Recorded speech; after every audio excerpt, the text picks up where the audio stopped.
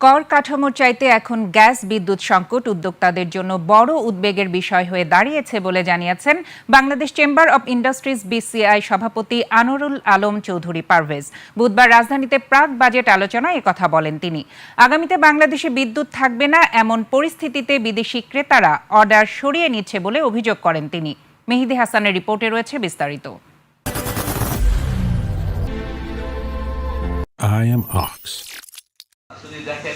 কেমন হওয়া উচিত আসছে বাজেট তা জানতেই বিসিআই সহ আরও কয়েকটি ব্যবসায়ী সংগঠনের সঙ্গে এনবিআরের এই বৈঠক। বাজেট নিয়ে আলোচনা হলেও এতে এক পর্যায়ে উঠে আসে জ্বালানি সংকটের বিষয়টি।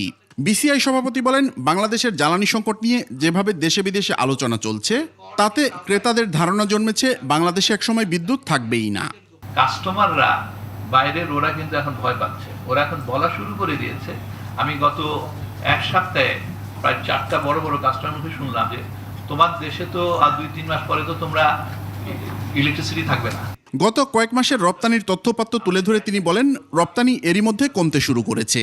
আমরা কিন্তু এখন দেখছি যে জুলাই আগস্টের অর্ডারগুলি থেমে গেছে, যেগুলি আসার কথা ছিল, খুব স্লো হয়ে গেছে। খুব কষ্ট করে ডিসকাশন করা হচ্ছে, এখনো কিন্তু কেউ নিতে পারে না।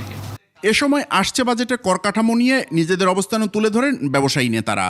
ন্যাশনাল পয়েন্টে ছিল ভ্যাট বিএটি কনস্ট্রাকশনে আগে ছিল 7.5%, হঠাৎ করে গত বছর 10%।